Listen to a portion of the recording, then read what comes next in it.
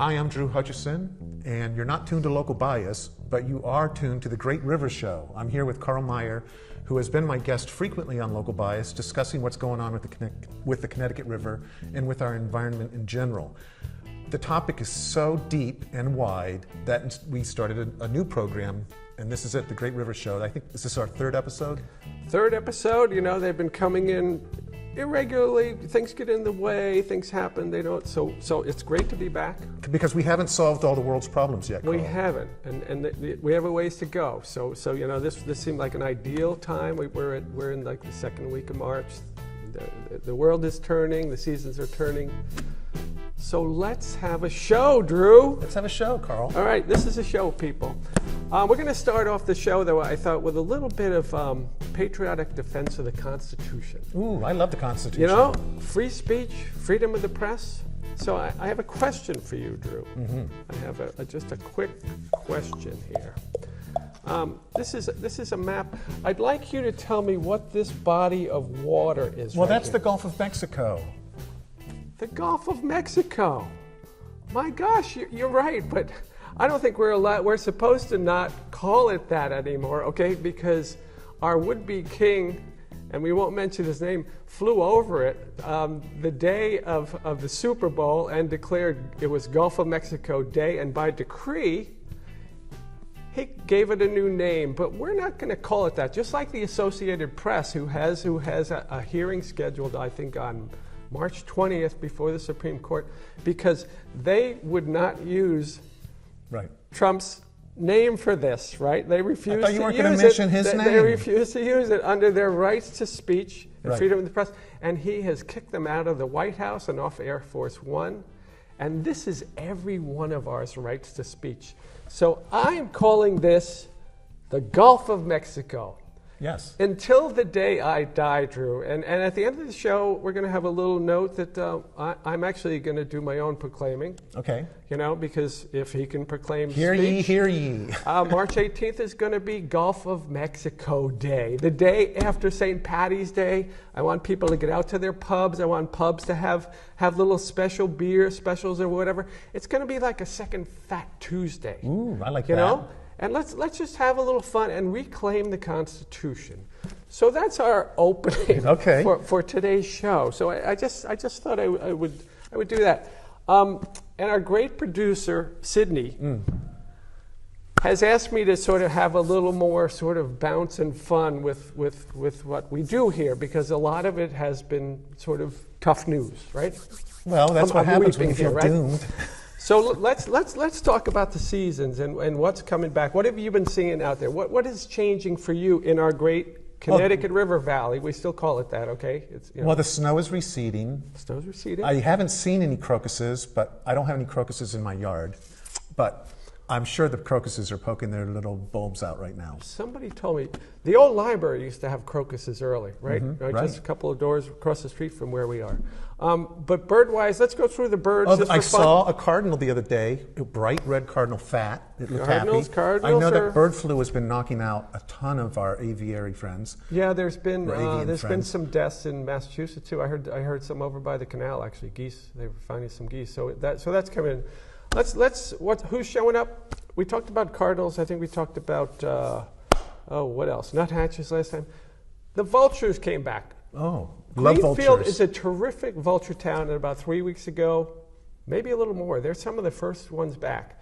So a black vulture, we have two species now. We didn't used to have two. We have turkey vultures. If you get up close, they have that sort of ugly sort of wattles, and they're bigger, a little tiltier like this. You know, they're bigger, but they seem to be lighter. And then you have black vultures, which have only been here because of climate change for about 20 years, right? Okay. They're a little more compact. If you catch it right, they have these underwing coverts that are sort of like windows. They look white. I've seen them from above, and they look really cool. So they're back. And the reason that I think the black vultures were back first is because they're more visual. Turkey vultures are more olfactory. Right, well, they need to smell the carcass, right? Now, you had two ways to develop. Well, the black vultures sort of were more acuity, visual acuity. So they're back. Grackles, about a week ago, first grackle, red-winged blackbirds. You hear that nice, chatter out there. going around in the woods, and you get out in the woods sometimes. Foxes, coyotes, they're all denned up right now. They're all getting ready to, the pups will be coming in a couple of weeks, so that's kind of cool. Also, soon, things like fishers and mink family will be having theirs. Owls are probably sitting on eggs right now. Okay. And the native bees, they're still in their burrows? I saw like a bee or a wasp like yesterday, because it was, we're on a Tuesday here. A Monday was pretty warm in the afternoon, and you're on the south side, and there's always somebody that pops out. Right. The other birds, the coolest birds, all of a sudden the crows get a little quiet right now, and the ravens, who are up, by Poet's Seed and over by Bear's Den, they're at their nest now. Okay, they're getting ready to have their eggs, so they get really quiet. And then, come May, the crows just ravage the landscape, eating everybody else's babies to feed theirs. So we have that. In the next 2 weeks, we're talking today. What are we on? The 11th today, I think. Sure. Anyway, March 11th. Next 2 weeks, warm afternoon, evening rain. If it's late in the day, if the mid-40s, and you get a good rainstorm, you're going to have the wood frogs and the peepers are going to be crossing the road. So be careful driving. The spotted salamanders, that whole herp migration is in the offing. And around 3 weeks from now, for the Connecticut River, we're going to sort of segue into that. You're going to see ospreys will be sort of coming to the mouth of the river down by Old Saybrook. River herring are going to be nosing around, the little tributaries and heading up to ponds to do their spawning. That includes blueback herring, which we used to have here. At some point, we had 640,000 in the 80s. Now we're down to the 100 or 10s above Holyoke, but they're still around.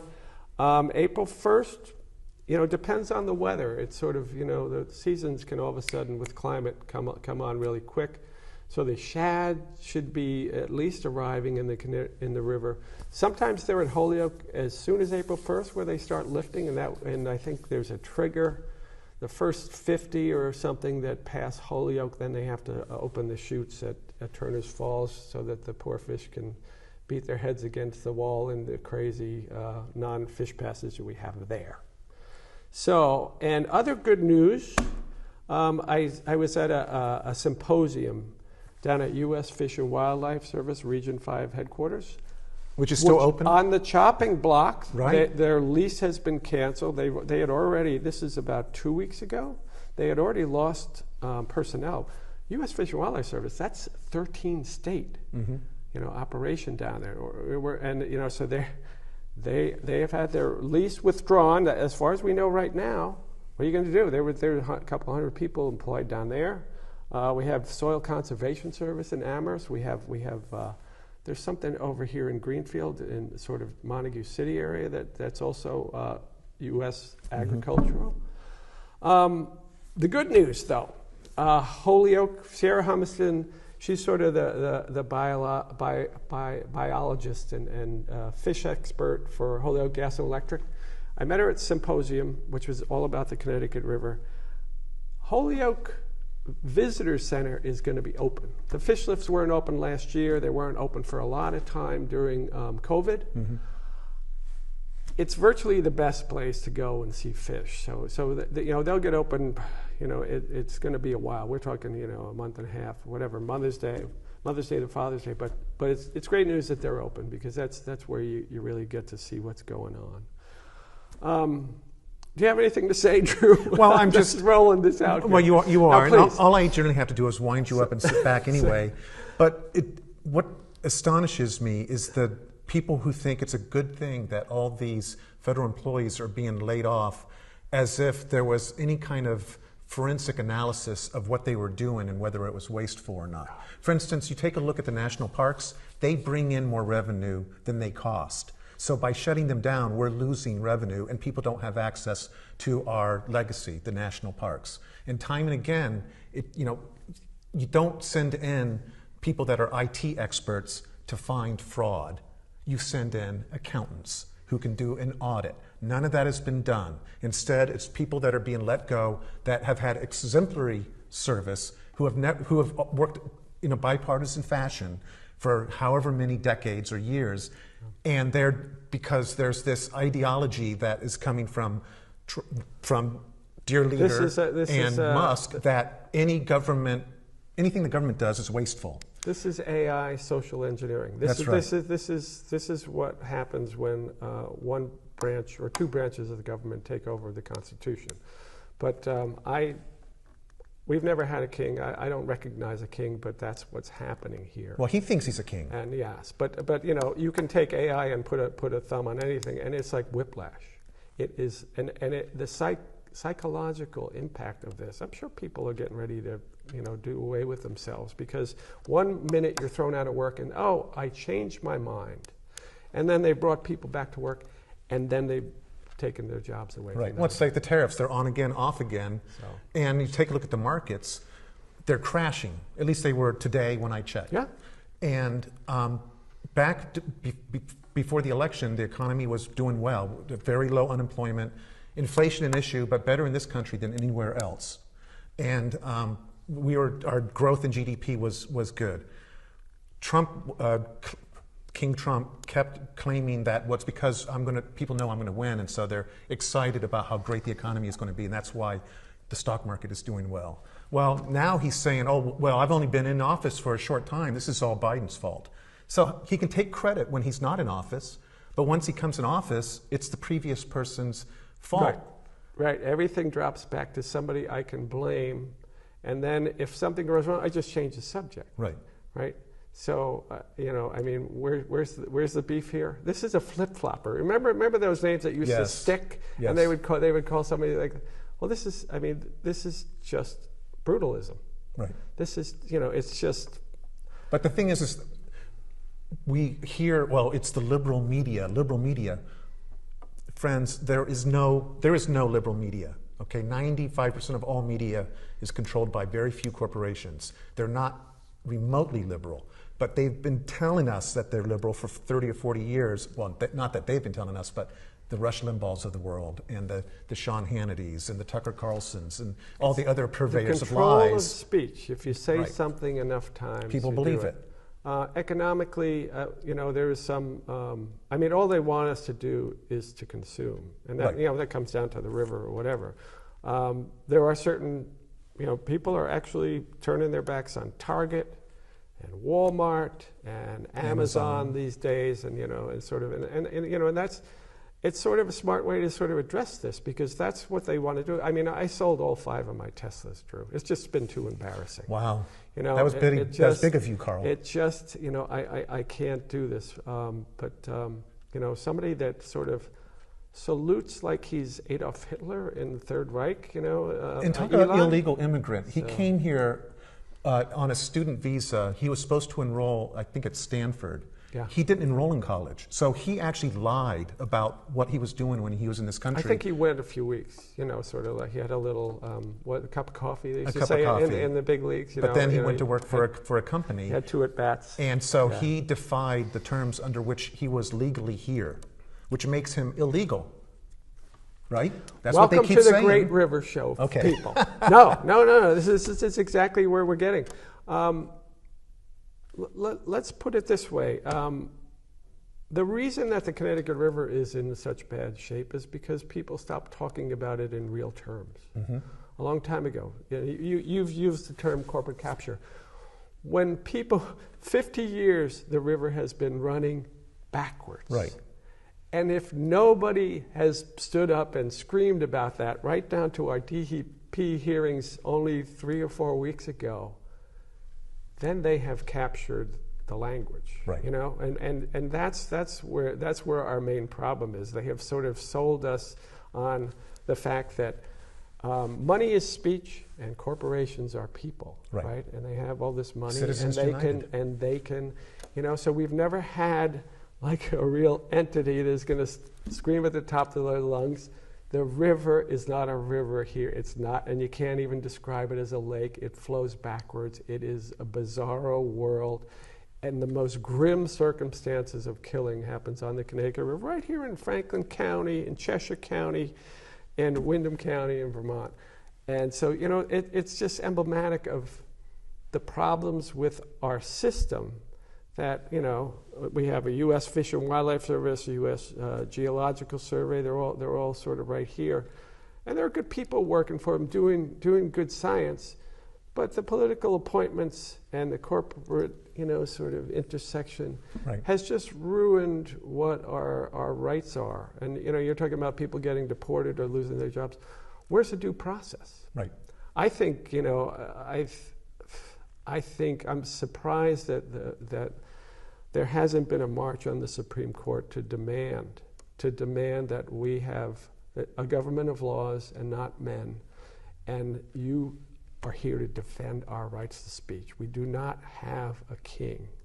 Well, Samuel Alito would disagree with you and say, no, we should have a king. The whole unitary executive theory is not anywhere in the Constitution. We founded this country to get away from having a king, and yet they seem to want to return us to this idea, as long as it's their king. Congress is supposed to control the money. Congress is supposed to control the money. Not Elon Musk, not the world's richest man. Right. Sort of put in there. And of course, with all this is AI, right? AI is the backdrop. Massive consumer. So they're going to shove nuclear power down our local little throats or all over the Midwest or whatever. And we already pay a heavy-duty price, even on this river, even in Boston.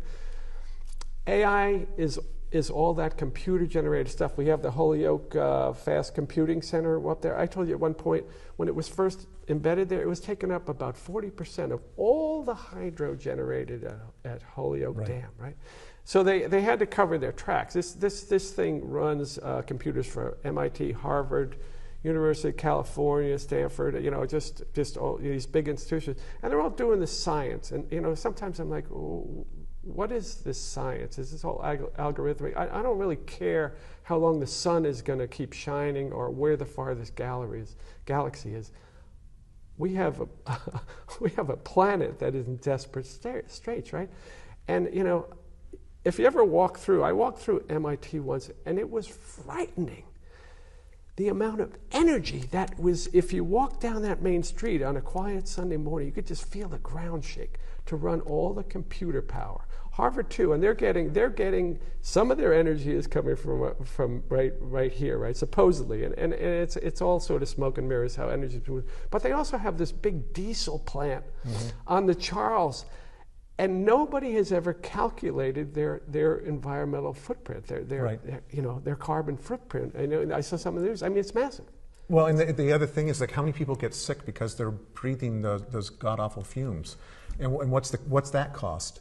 And so time and again, you have organizations that, even if they're a school, they're looking to outsource their costs, their expenses to society. So we're all paying for it. Oh, absolutely. This is all coming out of our hide, and it's like, okay, so, and then it's like, what science do we choose, right? We have all these life sciences in Boston, right? Made us pretty rich or whatever.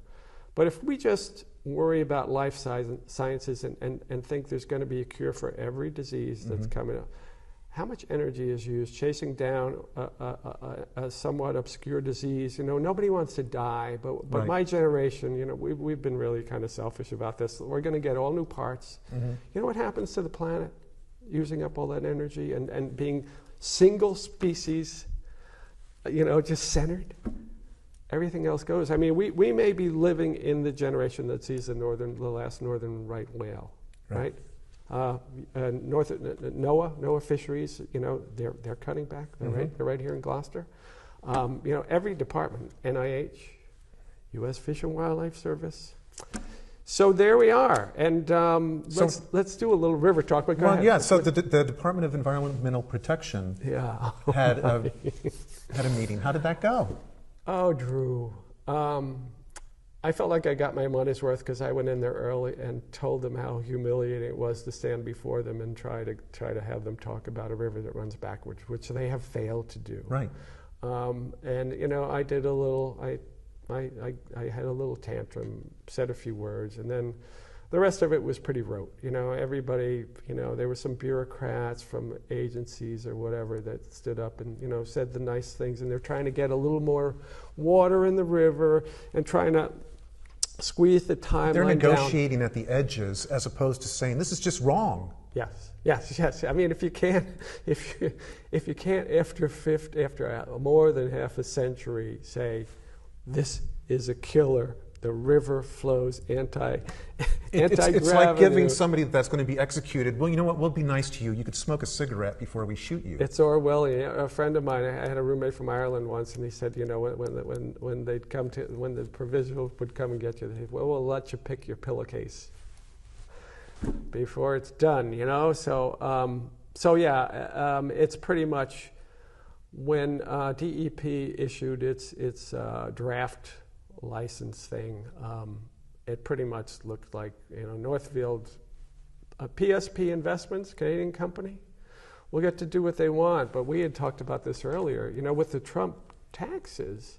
Now, this is a Canadian corporation. I heard that there's supposed to be like 10% tax on energy too. I mean, we're throttling our Canadian friends. Well, here they are living among us with our river. Is that our river?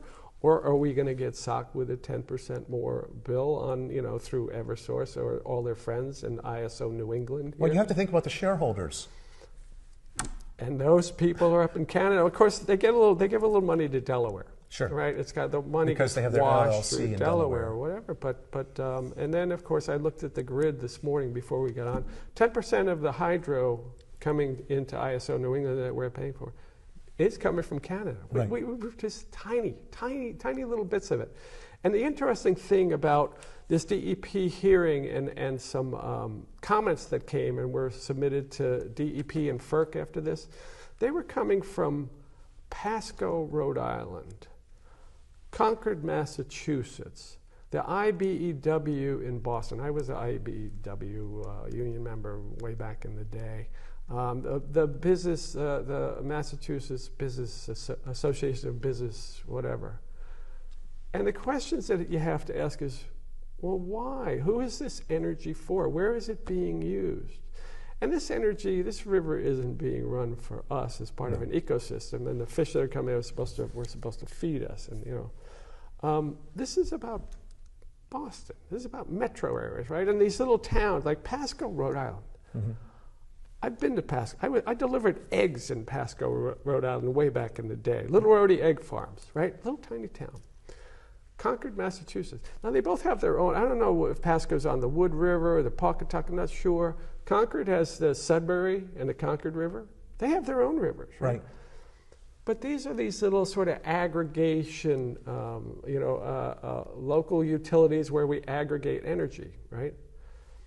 But they're coming for our energy here. We had something called the Inter-Basin Transfer Act, where you weren't allowed to take water out of this basin, this big, basin where the water falls down into the Connecticut River, and send it to another basin. Right.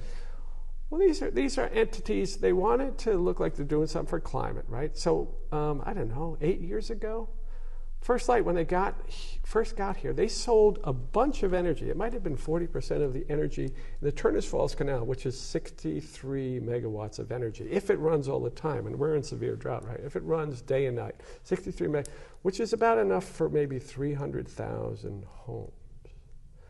And they were selling it out to, I think there were 20 different, mostly Metro Boston, and there was one outlier in Vermont that signed up to get this energy from First Light.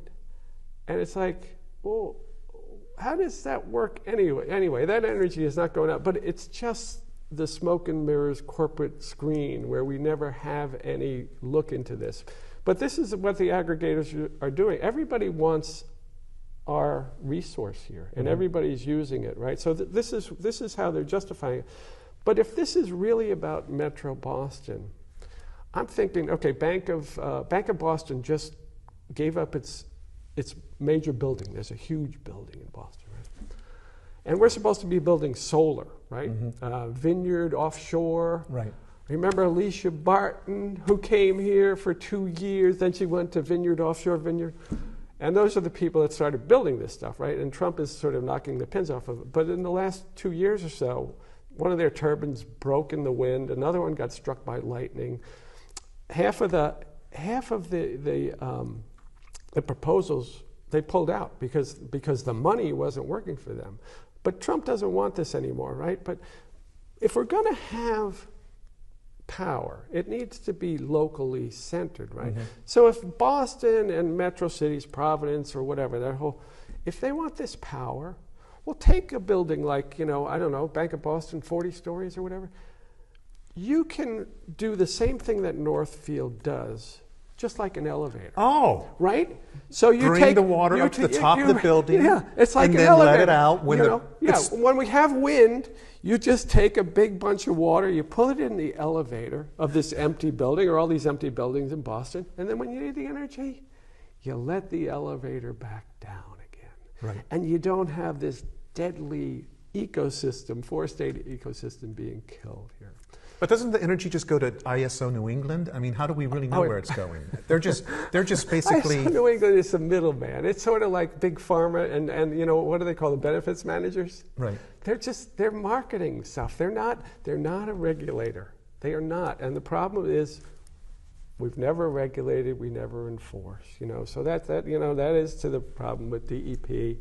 And it's just kind of absurd the way this is done because we have this is why I'm a fan of Diane DiZoglio. Okay. Who wants to audit the Massachusetts Senate. We would know who's spending money. How much money is First Light spending there, or PSP Investments, or whatever, Eversource, who didn't pay $40 million worth of taxes down in Springfield forever, and then gives themselves an award for some business organization.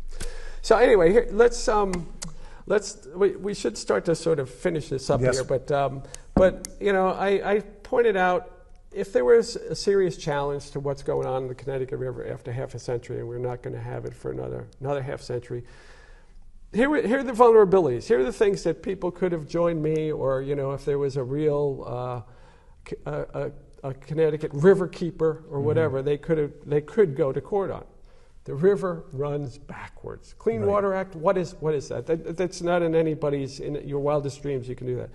What is the massive baseline waste at Northfield? Nobody's ever looked at their massive carbon footprint. This thing runs on carbon, right? 34% baseline waste before they sell it wherever they want to sell it. They give a certain amount to ISO. Massive carnage. They've offered us $1,200,000 for all the fish they're going to kill over the next 50 years. It's bargain for them. And it's a side agreement, right? We have never even met, and we know that 10 million shad eggs juveniles, that's just one species goes up there every year. And this net is not going to do anything. So the massive carnage, we never had any money for that, right? And then where's the energy marketed? These are all things that you could argue if you had a lawyer, and I've always begged for you to buy me a lawyer. Anyway, and then where does the money go? Where does the money go, Drew? So that's it. People are starting to show up. There was a big rally in Northampton on what was it, Sunday? People are getting energized. I mean, my particular generation owes a lot. We've let a lot go. So it's time we do a little sacrificing, a lot of sacrificing. The message there was to basically, fear not, show up. Start showing up. And the other piece of this is the only thing they want us to do, is to consume. Right. Consume less. So, well, and part of what's so ironic is that the energy savings that has come about through, for instance, programs like Mass Save have been substantial. But because of the appetite for more energy because of blockchain, and because of AI, every time you use ChatGPT or Grok or any of these, stop using it. You are actually using so much energy because all of a sudden AI has to, it feeds on that energy, and so we're paying basically to be lazy and not figure out stuff on our own. And the other beauty of Mass Save is who actually pays for that. Well, we do. The consumer pays for it, and then the power companies get credit for it and say it's going to cost us more money. Right. Please. All right. So let us end on Gulf of Mexico Day. Yes. If we can. Yes. In defense of a free press, right here, all across the nation, in defense of our Gulf of Mexico neighbors, includes the Dominican, all those states down there, or whatever. And the idea that, for instance, the Associated Press was banned from the White House press corps. The Associated Press is a nonpartisan, nonprofit organization that has no skin in the game about, well, they're nonpartisan, and they always have been. And so if you are having a problem with what the AP is reporting, you have a problem with the truth. Yeah. That's why we have an upside down river, Drew. Okay, this is the show great, the whatever. This is why the whole thing is upside down. So I'm wholly backing the Associated Press. I am wholly backing the international basin of water known as the Gulf of Mexico. And day after St. Paddy's Day, we'll have a good crack. Let's get out. Let's go to the bars. Tell your pub owners to have maybe a drink special. Restaurant owners, any gin mill, where we can share the people's speech. Okay? All right. Enough of this. Mark your calendars. March 18th, Gulf of Mexico Day. Go out and celebrate one more Fat Tuesday in March before the spring equinox. Very good. Drew, enjoyed it. Always a pleasure. Fun. You've been tuned to the Great River Show with environmental journalist Karl Meyer and your host, Drew Hutchison. And thank you, Sydney. And thank you, Sydney. Our producer. Take care.